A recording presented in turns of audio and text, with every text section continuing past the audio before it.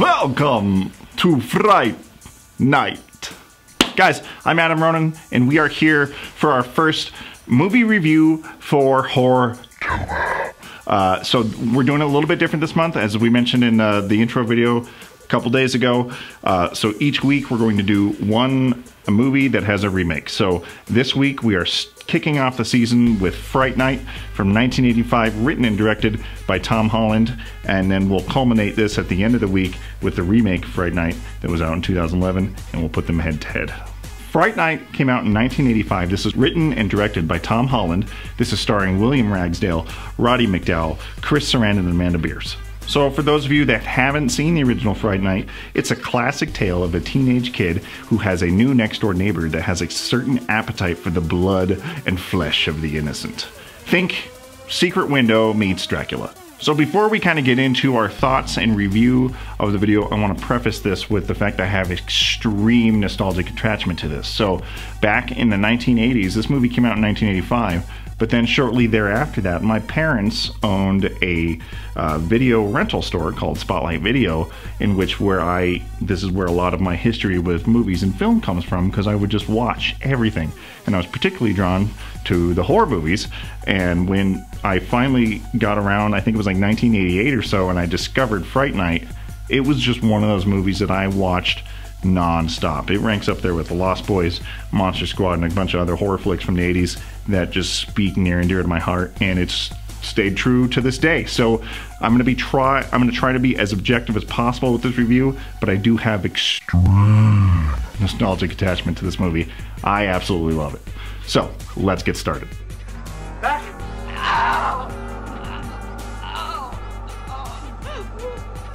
First things we'll talk about is this movie is quintessential 1980s horror.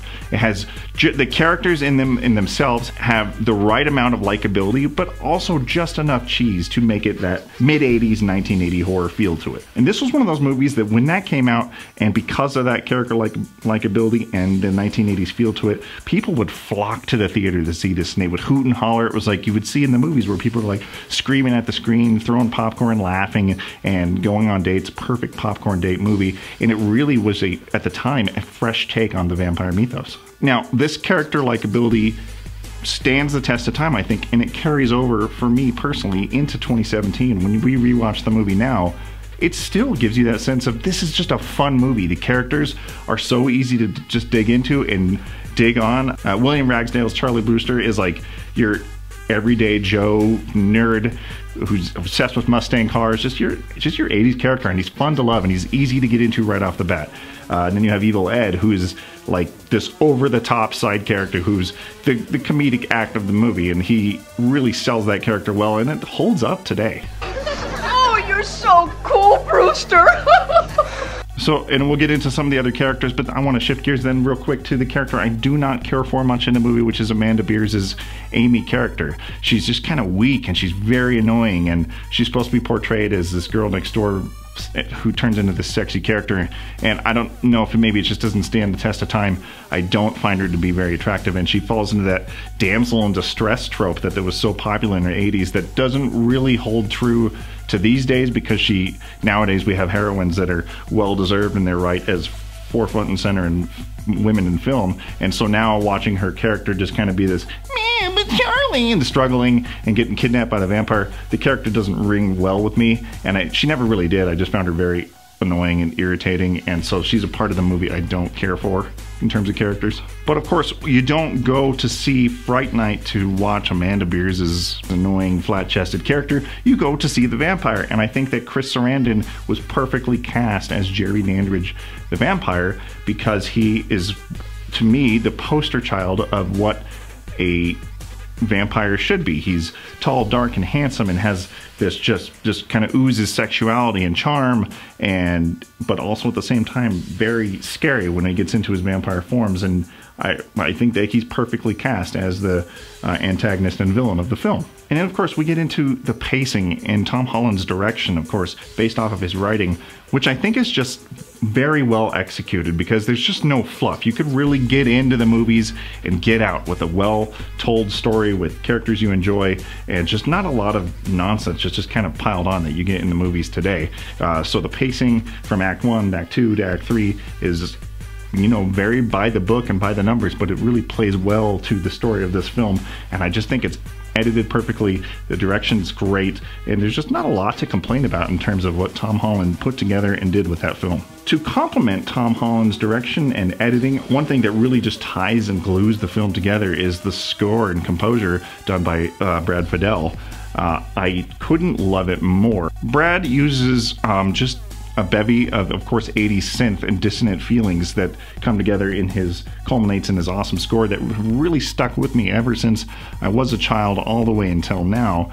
In fact, the song Come to Me is in my top 80 songs of all time, and in terms of movies, just songs and feels, it's in my top list of favorite movie songs of all time. It's fantastic, and it's just a well put together synth soundtrack that doesn't overbear, and it really just sets the dissonant tone for some of the scary parts of the movie. And of course, you can't have a horror movie without awesome effects and gore and monster effects. And I think that the special effects and the monster makeup done by Richard England are just fantastic, and they stand the true test of time, because of course now today with any horror movie you go and see is going to be riddled with CGI and all the effects are going to be done in the computer, but they of course didn't have that in 1985. So Richard England really came just in hard with awesome monster effects, like for Jerry Dandridge's final vampire form, and a lot of in-camera effects that no editing was done, like when he pulls a pencil out of his hand. That was an effect that was done all in camera, and it's very impressive, and the techniques are still, you watch it today, like, how did I do that? And it's really cool, and I think it stands well today in 2017. So we'll kind of get into closing comments now about Fright Night, but overall it really just kind of was part of the reason and shaped me as a human being as when I was a child. So the film just really speaks to me as a human being. It's got a perfect amount of horror and monster elements, but with characters that you really get into, combined with an excellent comedic aspect with Evil Ed, and of course the classic Roddy McDowall, and with the allure of the mystery of what the hell is Billy Cole's character, what kind of monster is he, and they never tell you, and it's just like the mystery of the movie. That's, oh, you love that, because now they got to tell you everything. So the movie just stands the absolute test of time. And of course, when we rate this on my 100-point scale, I have to give this a 9.4 out of 10. Now, I've knocked off a few points for like some character flaws that I feel that Charlie Brewster has when, you know, he's obviously a huge vampire fan. He watches Fright Night. He's got monster movies on in the background all the time. But then all of a sudden there's a vampire next door and he suddenly knows nothing about vampires. And of course, for plot advancement, he's got to go to Evil Ed. What do I do about vampires? And that's like, always kind of sat with me wrong. I'm like, motherfucker, you know all about vampires. You don't got to go talk to your friend. Just use your knowledge. It's all the same. So I got to knock that off. And of course, I never have gotten down with Amanda Bierce's Amy character, so I knock a few points for kind of just a bad female lead. But otherwise, I think it's a near flawless 80s film. So anyway, that wraps up our review for 1985's Fright Night. But what happens now? So stay tuned on Friday when we take a look at 2011's remake of Fright Night, and we put them head to head, and we really see, when the films are put up next to each other, what makes a good remake, what makes a bad remake, and it kind of kicks off the season as we look at, all throughout Horrortober, a good classic horror movie and their remakes. I am Adam Ronin. Follow me on Twitter. Get down in the comments. I know you've seen Fright Night. Look, I got the buttons. I don't wear these buttons just for the video. I actually wear these buttons all year long. That's how big of a fan I am of the movie. It's so good. It's so good. Oh, you're so cool, Brewster. Hit the subscribe button. That's what Evil Ed would say to you. Because, you know, he's tortured.